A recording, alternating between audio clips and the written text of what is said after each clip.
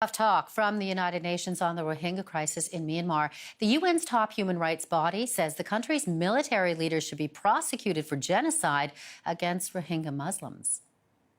The patterns of gross human rights violations and serious violations of international humanitarian law that it has found amount to the gravest crimes under international law. It's the strongest language yet from the UN in denouncing atrocities that began in Myanmar a year ago. Investigators did hundreds of interviews compiling evidence of mass sexual assault, the destruction of villages, and the killing of children. It's estimated at least 10,000 people have been killed in that violence. For a look at the significance of this report, Farid Khan joins us from Ottawa. He's the Director of Advocacy for the Rohingya Human Rights Network here in Canada. And thank you for your time. Thank you for having me. So, Farid, let me get your reaction to this. I mean, obviously, we mentioned the strongest language yet from the UN when they call this genocide. How significant is it? Oh, it's very significant.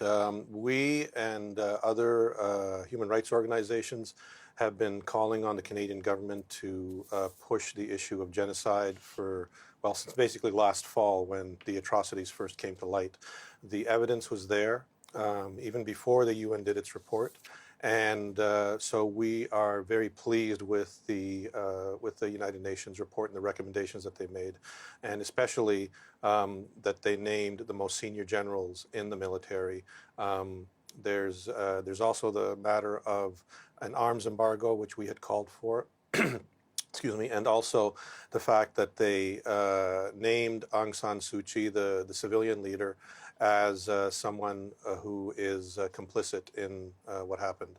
So then what happens from here? So they, this a very significant report and naming names, as you were just saying, and a call for these military leaders to be tried at the International Criminal Court.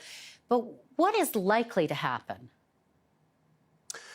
Well, that's difficult to say because this report now has to go to the UN Security Council. The Chinese delegation at the UN has basically backed Myanmar, so we have to wait and see what the Chinese response is to this report, because the fact is that at the Security Council, if the Chinese decide that they're not on board with this report, then they could very easily veto a call to take this to the International Criminal Court.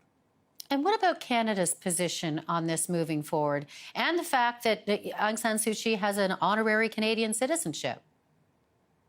Well, I think this report basically now gives Canada license to proceed and use Canadian law to prosecute Aung San Suu Kyi as a Canadian.